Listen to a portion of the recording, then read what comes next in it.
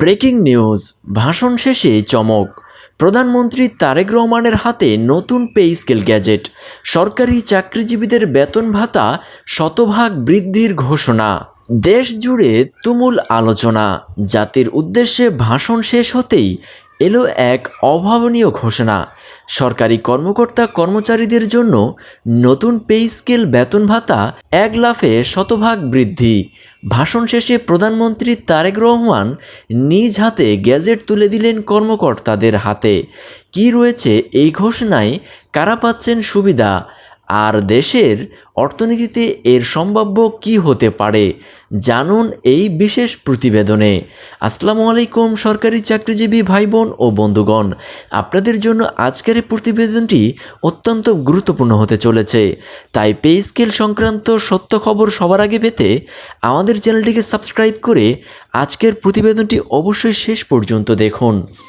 জাতির উদ্দেশ্যে ভাষণে প্রধানমন্ত্রী বলেন, দেশের প্রশাসনকে আরও আধুনিক, দক্ষ ও জনমুখী করতে সরকারি কর্মকর্তা কর্মচারীদের জন্য নতুন পে স্কেল কার্যকর করার সিদ্ধান্ত নেওয়া হয়েছে। এমনটাই কল্পনা করা হয়েছে এই উপস্থাপনায়। ভাষণ শেষ হওয়ার পর আনুষ্ঠানিক পরিবেশে নতুন পে স্কেলের গ্যাজেট প্রতীকীভাবে কর্মকর্তাদের হাতে তুলে দেওয়া হয়। এই কল্পিত ঘোষণায় বলা হয়, মূল বেতন, বাড়ি ভাড়া, চিকিৎসা ভাতা এবং অন্যান্য সুযোগ সুবিধায় বড় ধরনের পরিবর্তন আসবে, যার ফলে সরকারি চাকরিজীবীদের আর্থিক অবস্থার উল্লেখযোগ্য উন্নতি হতে পারে। ঘোষণার খবর ছড়িয়ে পড়তেই কল্পিত এই দৃশ্যে সরকারি কর্মকর্তা কর্মচারীদের মধ্যে আনন্দের আবহ তৈরি হয়। তবে অর্থনৈতিক বিশ্লেষকদের মতে, বাস্তবে এই ধরনের বড় সিদ্ধান্ত কার্যকর করতে হলে সরকারের ব্যয় উল্লেখযোগ্যভাবে বাড়তে পারে।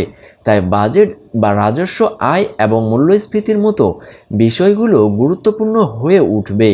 অন্যদিকে সাধারণ মানুষের মধ্যে ভিন্ন ভিন্ন মতামত দেখা যেতে পারে। কেউ মনে করবেন এতে সরকারি সেবার মান উন্নত হতে পারে, আবার কেউ বলবেন বেসরকারি খাতের কর্মীদের বিষয়েও সমান গুরুত্ব দেওয়া প্রয়োজন। সরকারি চাকরিজীবীদের আপত্তির পর বাস্তবায়ন পরিকল্পনা পরিবর্তন করার পদক্ষেপ নেওয়া হয়। 3 ধাপে পরিবর্তে 2 ধাপে বাস্তবায়ন করার চিন্তাভাবনা করা হয়। সেক্ষেত্রে চলতি বছরে 1 জুলাই থেকে নতুন মূল বেতন এবং 2027-28 অর্থ বছরের শুরু থেকে নতুন ভাতা কার্যকর করার কথা ছিল। তবে এই পরিকল্পনা চূড়ান্ত করা সম্ভব হয়নি। এখন আবার 3 ধাপে বাস্তবায়নের পরিকল্পনা করা হচ্ছে। প্রথম ধাপে শুধু মূল বেতন কার্যকর করা হবে। পরবর্তী 2 ধাপে অন্যান্য ভাতা ও সুযোগ সুবিধা বাস্তবায়নের পরিকল্পনা করা হচ্ছে। অবশ্য 15 জুলাই সচিব কমিটির সর্বশেষ বৈঠকে এটি চূড়ান্ত করা সম্ভব হয়নি। তবে বৈঠকে পে স্কেল বাস্তবায়নের প্রতিবন্ধকতা, সরকারের আর্থিক সক্ষমতা, বাস্তবায়নের ধাপ, সফটওয়্যার কাঠামো ও প্রশাসনিক জটিলতা সহ বিভিন্ন বিষয় নিয়ে বিস্তারিত আলোচনা করা হয়। এই সচিব কমিটি সরকারের কাছে একটি সুপারিশমালা দিবে। সেই সুপারিশমালার উপর নির্ভর করছে ধাপে ধাপে নতুন পে স্কেল বাস্তবায়নের সিদ্ধান্ত নেওয়া হবে নাকি একবারে বাস্তবায়ন করা হবে। সেই সঙ্গে বৈঠক বেতন কমিশনের সুপারিশ করা 20টি গ্রেডে নিয়ে আলোচনা হয়েছে বলে সূত্র জানিয়েছে। গ্রেডের সংখ্যা অপরিবর্তিত থাকবে নাকি কমানো বা বাড়ানো হবে সে বিষয়ে মতামত উঠে এসেছে।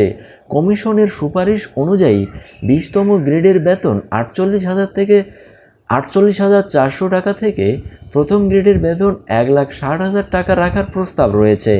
পরিকল্পনা অনুযায়ী প্রথম ধাপে শুধু মূল বেতন কার্যকর হবে। পরবর্তী ধাপগুলোতে অন্যান্য ভাতা ও সুবিধা যুক্ত হবে। তবে ধাপভিত্তিক বাস্তবায়নে প্রযুক্তিগত জটিলতা দেখা দিয়েছে। বর্তমানে সরকারি চাকরিজীবীদের বেতন ভাতা সম্পূর্ণ ডিজিটাল ব্যবস্থায় পরিচালিত হয়। ইলেকট্রিক ফান্ড ট্রান্সফার, ইএফটি এবং সাইবার এবং আইবাস প্লাস সফটওয়্যারের মাধ্যমে বেতন ইনক্রিমেন্ট, পেনশন, গ্র্যাচুইটি ও অন্যান্য আর্থিক সুবিধা পরিশোধ করা হয়। ফলে মূল বেতন কয়েক ধাপে কার্যকর করতে হলে পুরো সফটওয়্যার কাঠামোর পরিবর্তন আনতে হবে, যা সময় সাপেক্ষ ও জটিল।